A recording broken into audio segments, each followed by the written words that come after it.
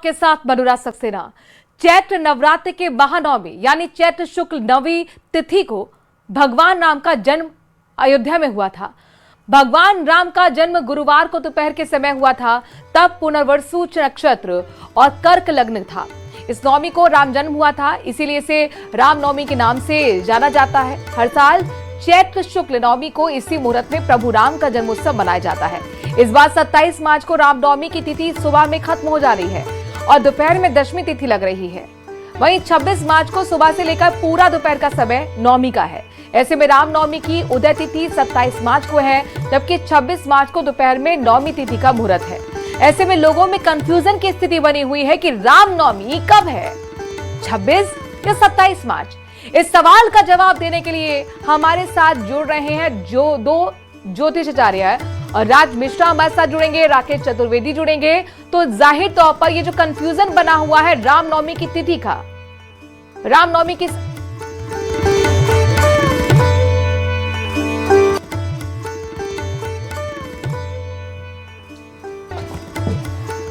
तो दो रामनवमी 26 मार्च की है या फिर 27 मार्च की, ज्योतिषाचार्य में सबसे बड़ी बहस आपको हम दिखाने वाले हैं रामनवमी के मुद्दे को लेकर।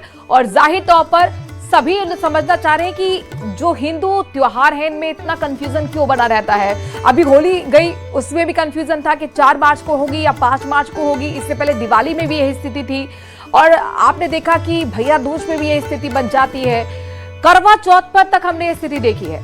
पिछले 3 से 4 सालों में अब ये कंफ्यूजन लगातार बना हुआ है। तो आखिरकार हिंदू त्योहारों में ये कंफ्यूजन क्यों बना हुआ है, इसे समझने की कोशिश आज हम करेंगे। रामनवमी की तिथि पर भी इसी तरह का कंफ्यूजन है। देखिए, रामनवमी की सही तारीख आपको हम बताने वाले हैं। 2 दिन का ये कंफ्यूजन है। कुछ ज्योतिषाचार्य मानते हैं कि 26 मार्च को रामनवमी मनाई जाएगी, उनके अपने तर्क हैं। तो कुछ लोग मानते हैं कि 27 मार्च को बननी चाहिए रामनवमी। उन तर्कों को समझेंगे और जाहिर तौर पर यह समझने की कोशिश भी होगी कि असल में रामनवमी कब है। चैत्र नवरात्र की महानवमी यानी कि चैत्र शुक्ल नवमी तिथि को भगवान राम का जन्म अयोध्या में हुआ था।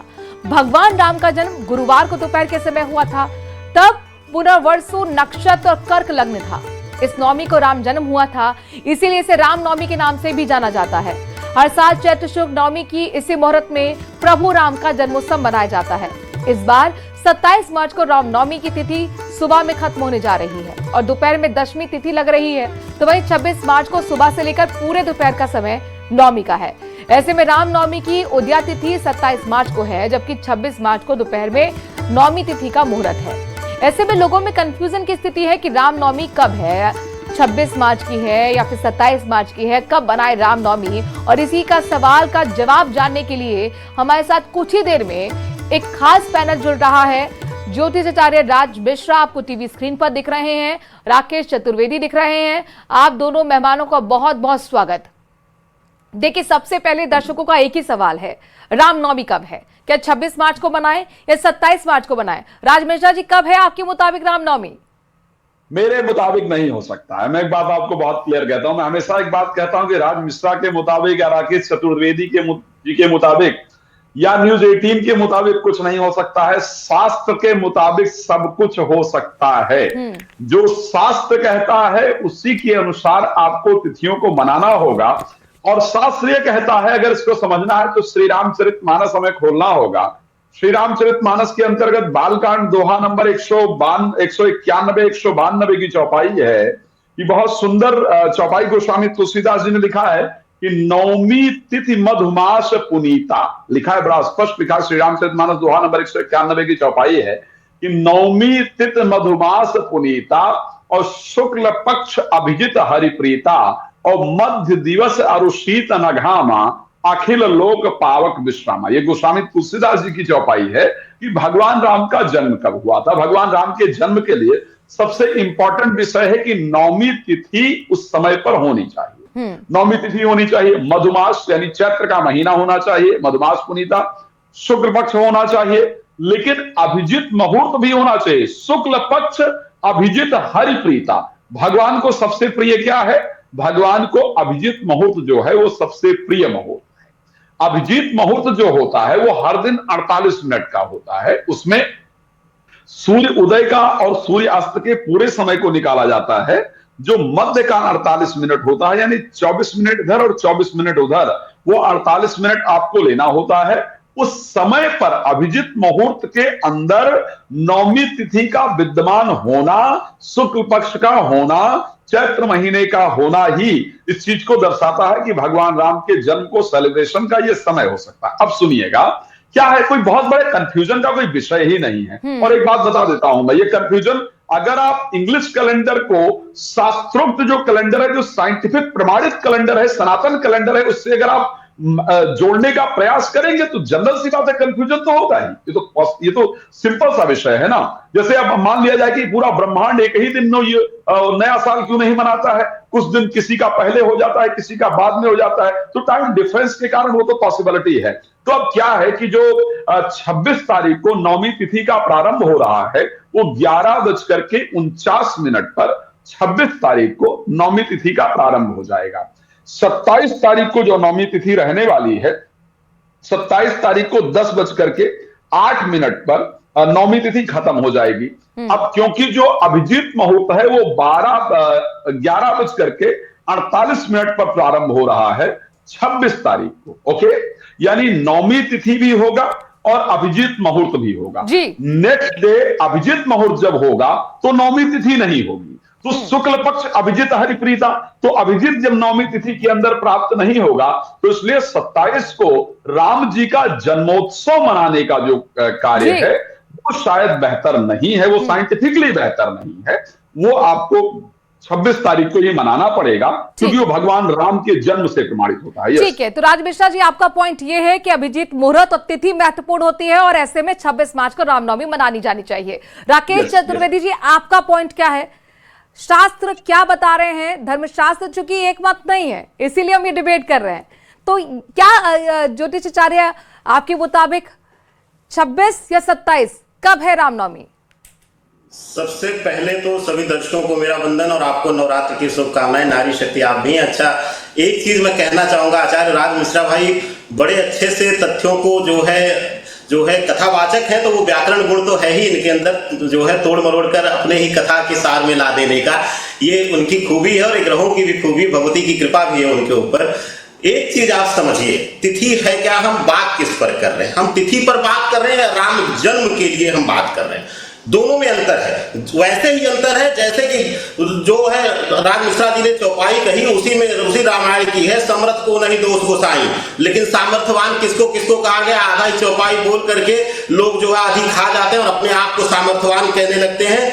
जो है किसी चैनल पर बैठ जाए या किसी दो महंगी गाड़ी ले ले या कोई पॉलिटिकल हो जाए तो अपने आप को सामर्थ्यवान कहना, लेकिन सामर्थ्यवान है कौन कौन? सामर्थ्यवान है गंगा, सामर्थ्यवान है सूर्य, सामर्थ्यवान है अग्नि। इसी प्रकार से अब इस तिथि को लेकर भी भ्रम आ जाता है और मुझे राज मिश्रा भाई से एकदम आश्चर्य नहीं है, क्योंकि वह जो अमावस्या तिथि वाली होती है उसमें उदया तिथि का जो है करा देते हैं, और जिसमें तिथि माने उदया तिथि है उसमें वो जो है संध्या बेला का दोपहर में लगने वाली तिथि का करा देते हैं। इसमें एक विशेष ध्यान दीजिएगा कि अगर राम जन्म की बात होगी, तिथि की दो तरीके से गणना होती है, गणना है तो अलग अलग तरीके से, लेकिन आज जो हम जिस दो विषयों पर चर्चा कर रहे हैं उसमें दो प्रकार की तिथि गणना की जाती है।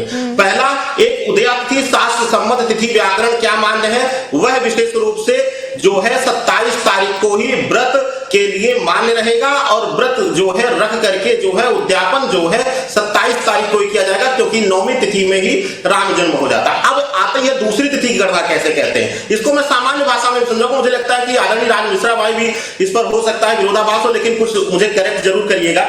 दूसरी तिथि आती है काल व्यापनी तिथि, यानी जब किसी का जन्म होता है, जब किसी का जन्म हो जाता है, अगर उदया तिथि में 10 बजे तक जो है वह षष्ठी तिथि है या सप्तमी तिथि है या अष्टमी तिथि है और 10 बजे के बाद जन्म हुआ और 10 बजे के बाद तिथि जो है अष्टमी लग जाए या सप्तमी लग जाए, तो उसको जो है काल व्यापनी तिथि के लिए रूप में जो है मान लिया जाता है। अब जिस चौपाई का इन्होंने वर्णन किया वह तिथि को प्रमाणित नहीं करती है। पहली चीज तो यह सुन लीजिए, वह करती है राम जन्म को, कि नौमी तिथि में मध्याह्न बेला में में अभिजित मुहूर्त में जो है जन्म हुआ था भगवान श्री राम का, जैसे कृष्ण भगवान का जन्म जो है वह हुआ था मध्य रात्रि में। इसी प्रकार से अगर राम जन्म की समय को लेकर के लिया जाएगा, राम जन्म की हम बात करेंगे तो जो है मध्याह्न तिथि का यानी कि काल व्यापनी तिथि के अनुसार जो है 26 को। लेकिन अगर व्रत और नवरात्र की पूर्णता को, क्योंकि ये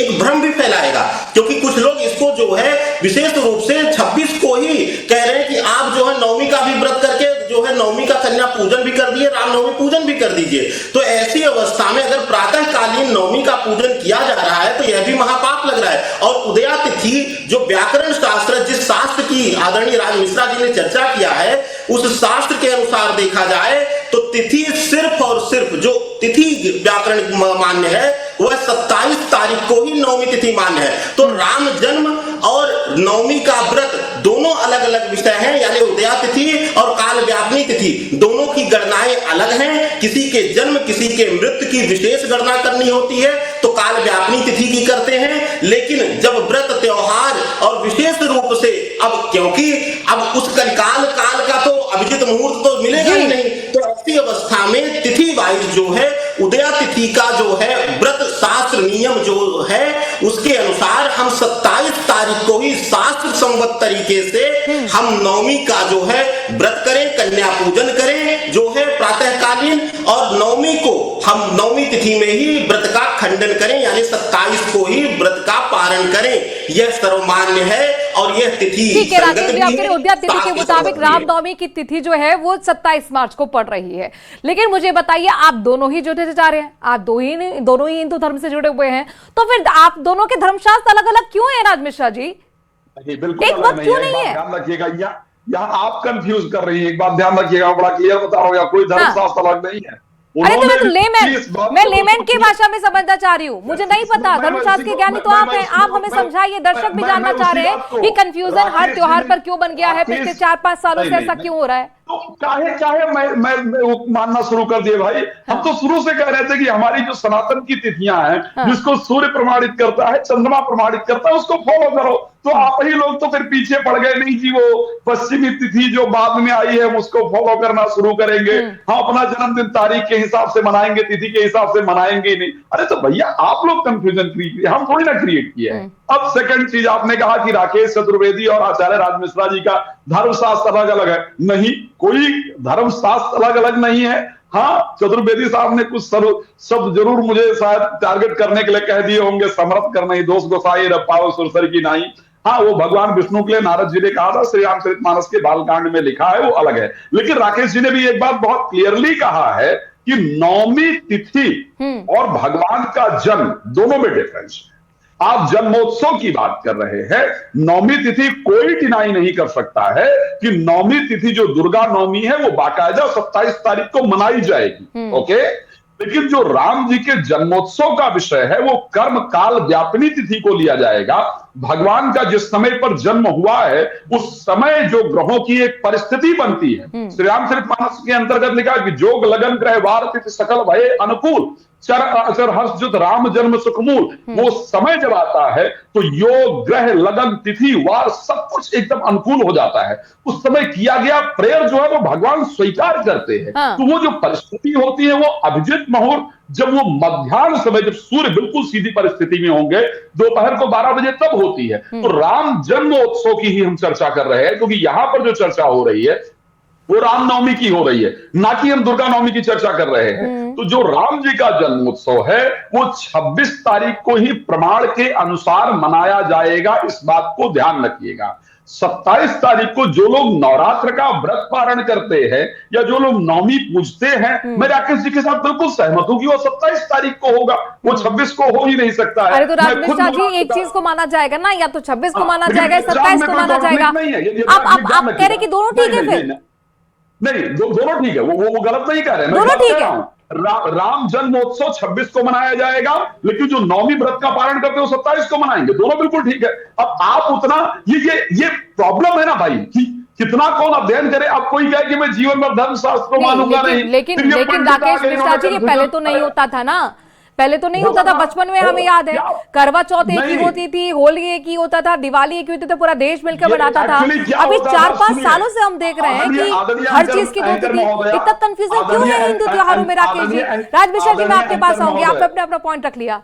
राकेश जी, देखिए, दो चीजों का वर्णन यहाँ पे मिलता है। मैं देखिए, आदरणीय राज जी मेरे बड़े भाई भी हैं और धर्म भाई भी हैं, और मैं कटाक्ष नहीं कर रहा हूं। बस मैंने एक चीज कहा कि कुछ लोग इस पर विशेष रूप से भ्रम फैला रहे हैं। दूसरे मैं आपको बता दूं, एक चीज जो आप कह रही हैं कि बिल्कुल दोनों दिन नहीं हो सकता है, दोनों दिन नहीं होना चाहिए, और यह भ्रम हम लोगों को बैठ करके तोड़ना चाहिए। और मैं ये हमेशा आह्वान करता हूं कि इस पर जो है चर्चा पर चर्चा करके जो है तब होना। पहली चीज मैं बता दूं, उसका कारण मैं क्यों 27 को कह रहा हूं, क्योंकि पुरातन शास्त्र के अनुसार देखा जाए, अब जैसे कि आज हम गणित से गणना कर रहे हैं, ठीक है, हम जो है विशेष रूप से कलिकाल काल के वर्तमान जो समय है उसकी जो गणना कर रहे हैं, उसके अनुसार काल व्यापनी तिथि के अनुसार देखें तो 26 को राम जन्म हम कह रहे हैं। लेकिन क्योंकि फिर वहीं एक पुरातन शास्त्र का, यानी हमारे शास्त्रों का जो आता है, उदाहरण जो आता है, वह आता है कि कहता है कि जिस लेकिन यहाँ पर मत को मुझे लगता है कि एक होना चाहिए, धर्मशास्त्र एक मत क्यों नहीं हो पा रहे हैं, अपने आप में बड़ा सवाल है। क्योंकि दूसरे अगर धर्मों में देखेंगे तो त्योहार एक ही दिन मनाया जाता है, लेकिन हिंदू धर्म में हिंदू त्योहारों को आप देखिए मत लगातार डिवाइड है। आप सभी मेहमानों का, राज मिश्रा जी और राकेश जी, जुड़ने के लिए शुक्रिया। मेरे पास वक्त इतना ही है, बहस लगातार जारी रहती है और एक छोटे से ब्रेक के लिए रुक रहे हैं। खबरों का सिलसिला जारी है प्रदेश के number 1 news channel news 18 Rajasthan पर।